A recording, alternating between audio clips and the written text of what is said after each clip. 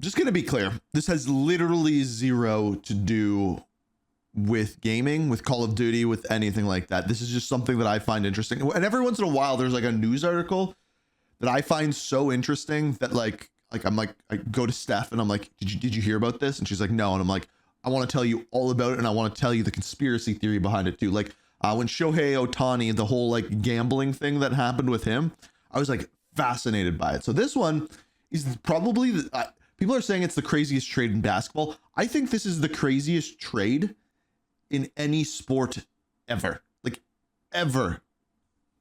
So let's dive into it. You'll see what the trade is. And then I'm going to give you, if they don't do it in this video, I'm going to give you my tinfoil hat conspiracy theory about what actually happened here. So this video is by someone by the name of Hoop Reports. I've never watched their videos before. Hopefully it's a good one, but the world is in shock. Here we go. The biggest trade in history just dropped and something feels off. No what kidding. Would you just say to fans who are frustrated about this move? Luka Doncic traded for Anthony Davis. Just let that sink in.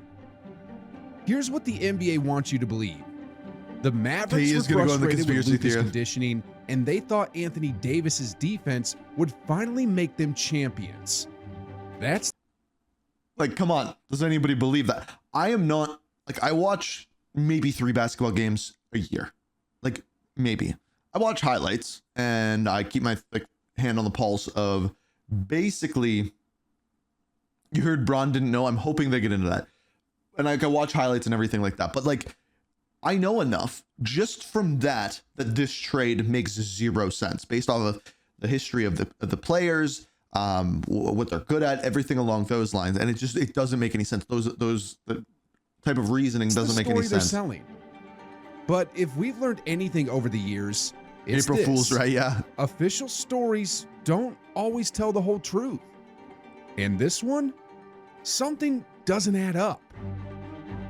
The most shocking, stunning, insane trade in NBA history happened, and it makes absolutely no sense for so many different reasons.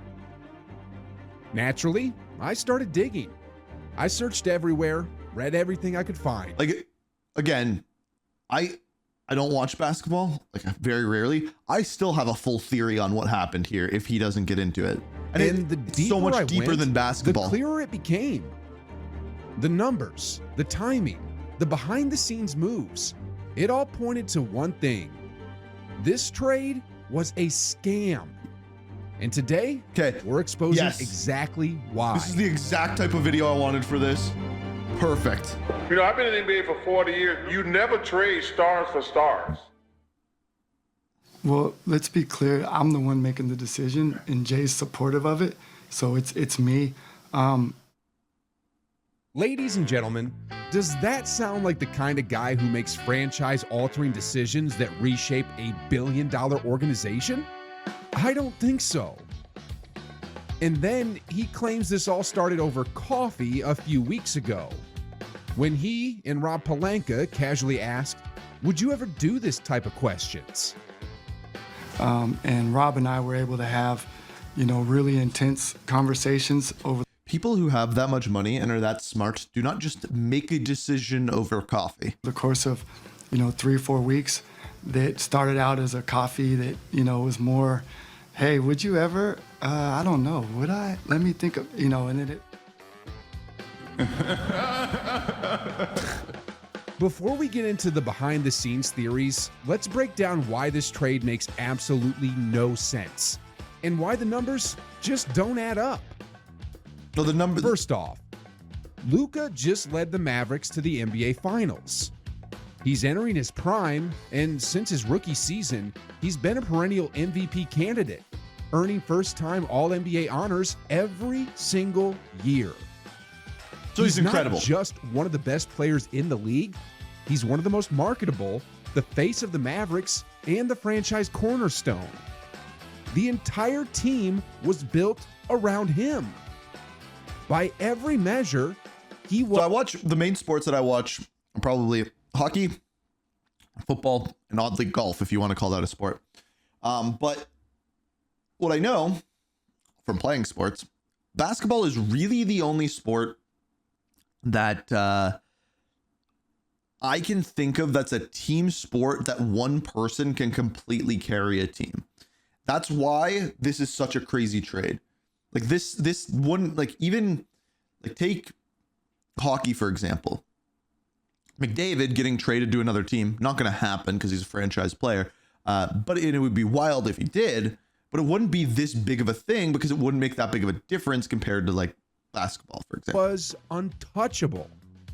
And yet, instead of testing the market, igniting a bidding war, or and then even this part assessing too. Luka's true value, Mavericks GM Nico Harrison wants us to believe that one of the biggest trades in NBA history began over coffee with a casual "would you ever" conversation with Rob Pelinka just a few weeks ago. He expects us to believe that he didn't consult anyone, not even head coach Jason Kidd. You know, we kept it between us. We had to keep it tight. Jay Kidd didn't know about it. I can't wait until the coach comes out and tells us what actually happened. Because if it's true that he didn't know this and he's blindsided by this and he loses his best player, he essentially doesn't have a team anymore. So he's going to want to tell all. He wants us to believe that the trade happened because he wasn't sure if Luka would sign a Supermax contract, even though Luka never gave a single indication that he wanted to leave. Nico, did you have any indication from him or his representation that he was going to opt out or not take the extension or anything like that? No, not at all. Not at all. Nothing verbally that would lead me to believe that. Why would the Supermax be a difficult decision on your end? Oh no, it's not a matter of it being a difficult decision. It's a matter of, you know, once you put that out there, they accept or they don't, and at that point you're on the clock. So the answer to that is Honestly, Anthony Davis. I have no idea what he's trying to say here. I mean, how else do you make an offer but put it out there? Anyway, and his defense for pulling off this blindsiding move was defense wins championships? Oh, God. And, you know, we think defense wins championships.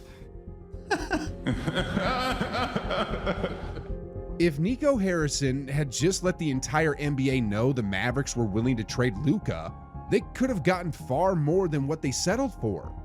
And that's what makes this so suspicious. Yes, we're talking about Anthony Davis, but let's be real.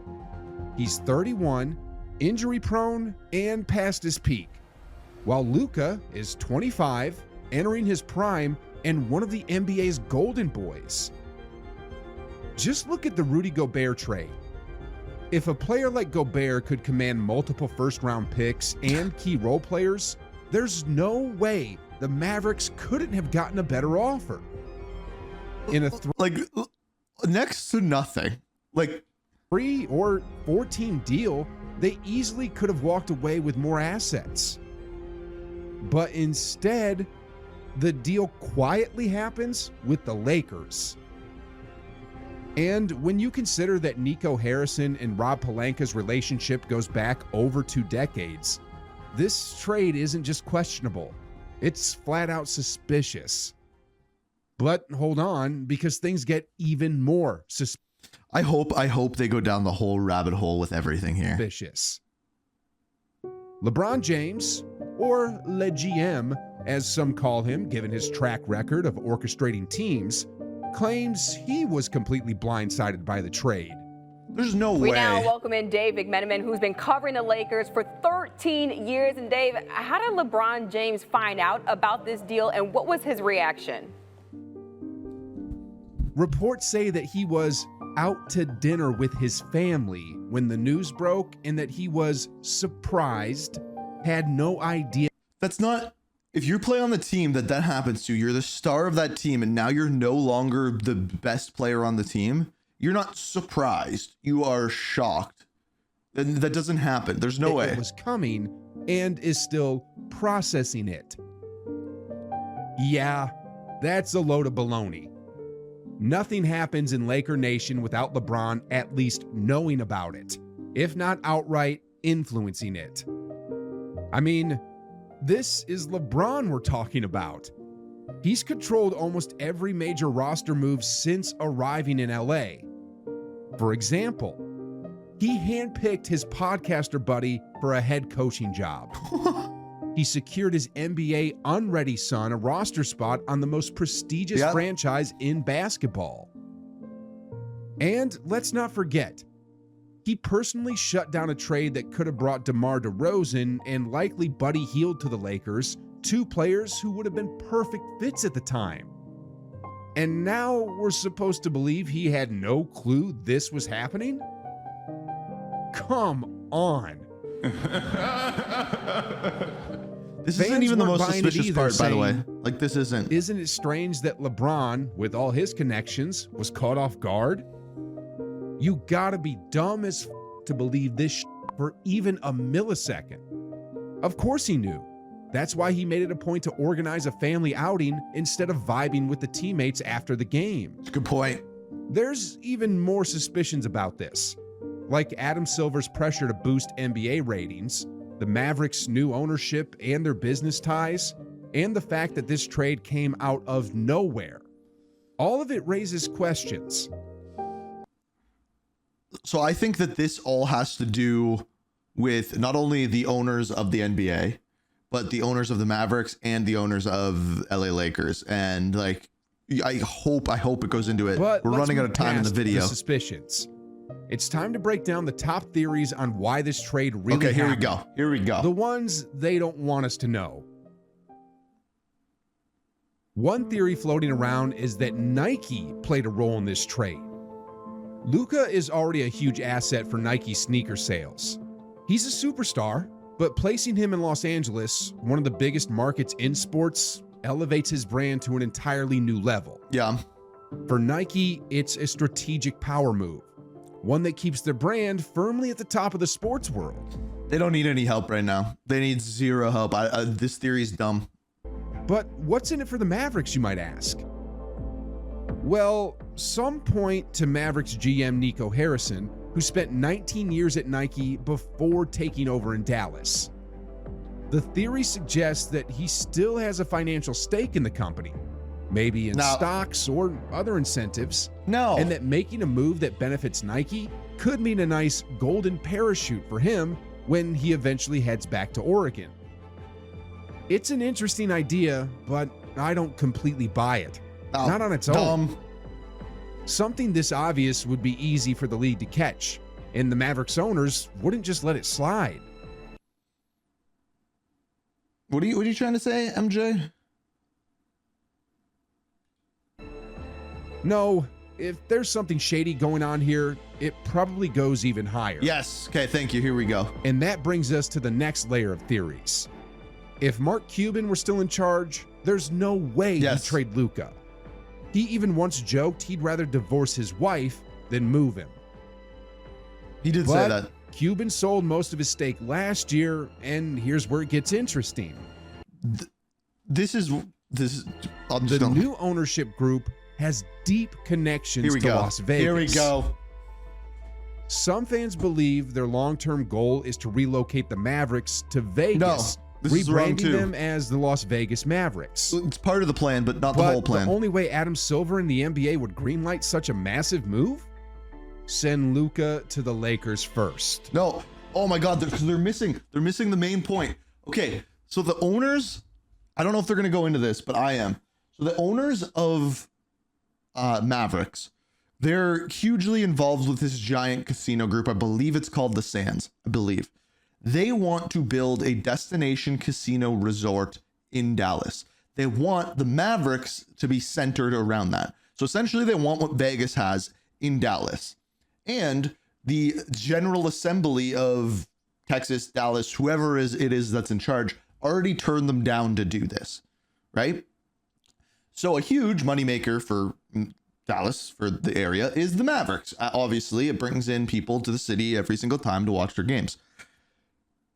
But if they start doing bad, all of a sudden the owners of the team have a whole lot more leverage, because then they are able to say two things. Number one, they are able to say, oh, the team's doing bad. We need a way to bump revenue before we can put more money in the team, build revenue around the city. So let's build a casino, put some of that money from the casino into the team, and we can rebuild it back up. That's option one. Option number two, the team's doing bad. Let's move them to Vegas where it could be based around casinos once again. So their goal is not to make a good basketball team. Their goal is to make a good casino. And then the whole Lakers side of things, the NBA wants the Lakers to do well because it makes them so much money. It's kind of like what the tinfoil hat of the NHL, where they want their American teams to win and do better because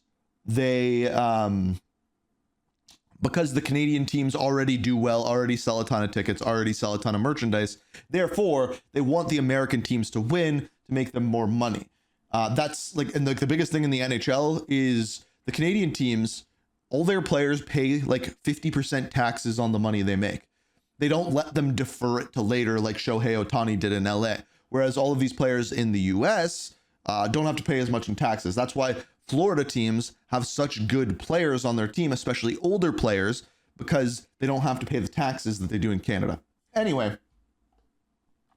This theory suggests that while pairing Luka with LeBron doesn't guarantee a championship, pretty much does. The real impact is bigger than basketball. A trade like this skyrockets ratings, boosts league's revenue, and aligns perfectly with the Dallas owners' new business plans. Also, I saw somewhere that the ratings for the NBA this year are like the lowest they've been in like 15 years. Making it a win-win-win for the Lakers, the NBA, and the people pulling the strings. I came across a fan comment that suggests what's happening right now isn't unique to the Mavericks. It's part of a large pattern across major North American sports leagues. Oh, interesting. It goes like this. The new ownership wants something. Most likely casino. Something financial. If the city doesn't give it to them, see, this is what I'm talking according about. to this fan, could be a new arena with a casino attached to it, they intentionally sabotage the fan base. Yeah, see, this is what I'm talking about. In this case, that meant trading their golden boy. Attendance then starts to drop, the team struggles, and suddenly there's a justification to relocate to another city that will give them everything they want. And isn't this exactly what just happened with the Oakland A's? This isn't just about basketball. It's about Las Vegas. It's about an NFL dollars. team, an NHL team, and now an NBA team. A move like this skyrockets Vegas's influence in the sports world, boosting everything from tourism to business deals to major sponsorships. And here's the kicker. The majority owners, the Adelson and Dumont family, just happen to live in Vegas. Oh. Coincidence? I don't think so. This was never about deep. Imagine having that level of FU money. Like, just imagine it for a second. Imagine having so much money that you can sabotage an NBA team in order to get what you want. Imagine having that level of money. Defense wins championships. This wasn't some casual coffee shop conversation that magically turned into a franchise-altering move. This was a calculated business decision. A move designed to shift power, maximize profits, and set the stage for something much bigger. And in the process, it shattered the Mavericks fan base. It shattered their team. Oh, and before I forget, why would LeBron James approve this deal? Well, about 2 years ago, LeBron made his future ambitions crystal clear, saying that his ultimate goal is to own a Las Vegas NBA team. I didn't know this. Think about that. Dallas just lost one of the greatest players in NBA history, not because of basketball, but because of money, power, and politics. And if history tells us anything, this is only the beginning. On a different note, which young NBA star is poised to carry the torch for the next decade? Over 20 years ago, Kobe took it from Michael, so who's next? Who will have that defining moment? The one where they step up, seize the spotlight, and prove they're ready to lead the league, just like Kobe did against his idol. The greatest of all time, Michael Jeffrey Jordan. If you haven't seen that game and don't know what I'm talking about, do yourself a favor, check out my full recap right here.